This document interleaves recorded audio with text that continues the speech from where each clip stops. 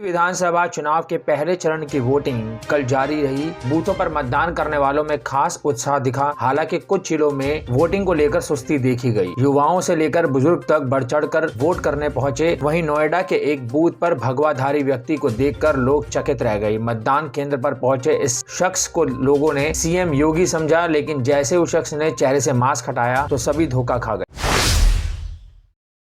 IAMIM के chief Asaduddin Owaisi ने बरेली के बिथरी विधानसभा में चुनाव प्रचार के दौरान बीजेपी पर जमकर निशाना साधा है। गुरुवार को बिथरी चैनपुर में चुनावी जनसभा में ओवैसी ने कर्नाटक में स्कूलों में हिजाब को लेकर चल रहे विवाद को लेकर बीजेपी पर हमला बोला और कहा कि केंद्र सरकार बेटी पढ़ाओ का नारा तो दे रही है, बच्चियों को हिजाब से रोका जा रहा है। उन्होंने अखिलेश यादव पर निशाना साधा, कहा बीजेपी के नाम पर मुस्लिमों को डराकर वोट लेते हैं।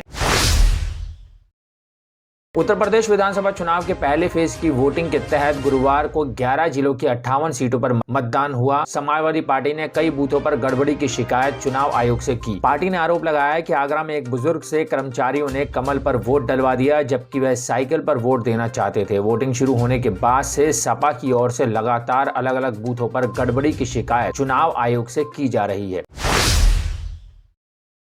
यूपी विधानसभा चुनाव 2022 में अमन मणि त्रिपाठी को महराजगंज और नौतनवा से टिकट दिए जाने के खिलाफ कवित्री मधुमिता शुक्ला की बहन निधि शुक्ला और सारा सिंह की मां सीमा सिंह बीएसपी ऑफिस के बाहर धरने पर बैठ गई। गौरतलब है कि अमन मणि के माता पिता मधुमिता शुक्ला हत्याकांड में सजा काट रहे हैं, जबकि अपनी पहली पत्नी सारा सिंह की मौत के मामले में अमन मणि खुद आरोपी हैं। बसपा ने उन्हें नौतनवा से उम्मीदवार बनाया है। 7 फरवरी को जारी सूची में अमन मणि की उम्मीदवारी का ऐलान किया गया था। उत्तर प्रदेश विधानसभा चुनाव के लिए प्रचार अभियान के दौरान कांग्रेस महासचिव और यूपी प्रभारी प्रियंका गांधी एक पंचर बनाने वाली दुकान पर जा पहुंची। वहां पर दुकानदार को पार्टी का घोषणा पत्र पढ़कर सुनाने लगी। इस दौरान दुकानदार भी इसे गंभीरता से सुनता दिखा। इस वीडियो को यूपी कांग्रेस के ट्विटर पेज पर शेयर किया गया। वीडियो को साझा करते हुए लिखा गया, एक दुकानदार से बातचीत कर अपनी प्रतिज्ञाओं के बारे में जानकारी देती कांग्रेस महासचिव श्रीमती प्रियंका जी। असली मुद्दों पर वोट दें, कांग्रेस को वोट दें। लखीमपुर हिंसा के केस में मुख्य आरोपी आशीष मिश्रा को हाई कोर्ट से जमानत मिल गई है। आशीष केंद्रीय गृह राज्य मंत्री अजय मिश्र टेनी के बेटे हैं। 3 अक्टूबर 2021 को किसानों को गाड़ी से कुचलकर मार डालने के मामले में वह मुख्य आरोपी हैं। इस घटना में 4 किसानों सहित कुल 8 लोगों की मौत हो गई थी। समाजवादी पार्टी के अध्यक्ष अखिलेश यादव गुरुवार को बिजनौर पहुंचे। यहां उन्होंने राष्ट्रीय लोक दल के प्रमुख जयंत चौधरी के साथ संयुक्त कार्यकर्ता सम्मेलन को संबोधित किया। अखिलेश यादव ने विजय रथ की छत से लोगों को संबोधित करते हुए बीजेपी पर जमकर निशाना साधा और गठबंधन के लिए वोट मांगा। अमेठी में हलफनामे में दी गई सूचना के मुद्दे पर एक नया विवाद खड़ा हो गया है। भाजपा उम्मीदवार द्वारा दायर हलफनामे में घर के विवाद को सतह पर ला दिया है। अब की बार निवर्तमान विधायक ने मोर्चा खोला है, लिहाजा निर्वाचन आयोग भी सतर्क है। हर कदम फूंक फूंक कर रख रहा है, लेकिन जनता ऊंट किस तरफ बैठा रही है यह देखने के इंतजार में है। यूपी विधानसभा चुनाव के पहले चरण की वोटिंग के दौरान शामली में बवाल हो गया। 2 पार्टियों के समर्थकों के आपस में भिड़ने की खबर से प्रशासन में खलबली मच गई। वोटिंग के दौरान हो रहे इस बवाल को पुलिस ने काबू करने की कोशिश की, लेकिन देखते ही देखते दोनों ओर से मारपीट शुरू हो गई। हालांकि बूथ पर हो रहे इस हंगामे को किसी तरह से शांत कराया गया। बवाल की सूचना पर डीएम एसपी भी मौके पर पहुंचे और घटना की जानकारी ली।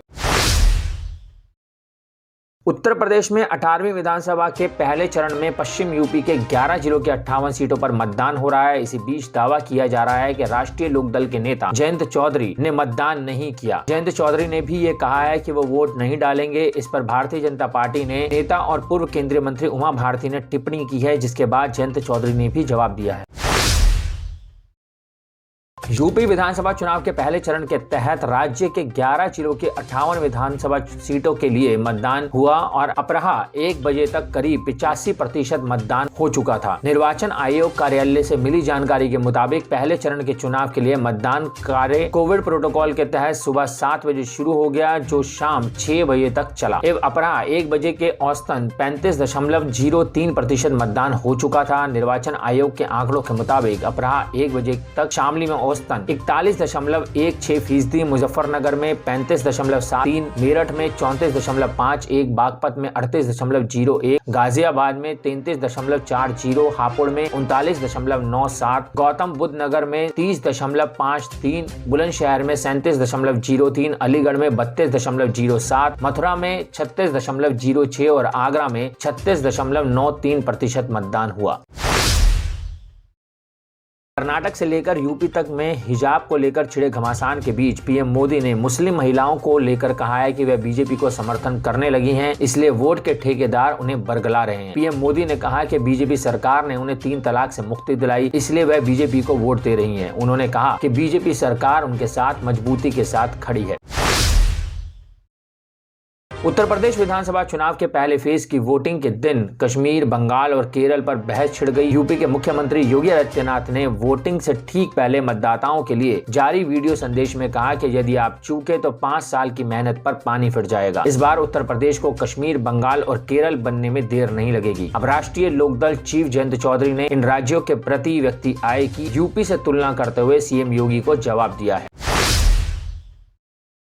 यूपी विधानसभा चुनाव के पहले चरण के लिए मतदान हुआ। इसी बीच कैराना, बागपत और मुजफ्फरनगर में तरह तरह की शिकायतें भी आई। कहीं ईवीएम की गड़बड़ी की वजह से देरी से मतदान शुरू होने की शिकायत, तो कहीं कर्मियों द्वारा किसी प्रत्याशी विशेष को वोट करने के लिए कहने की शिकायत।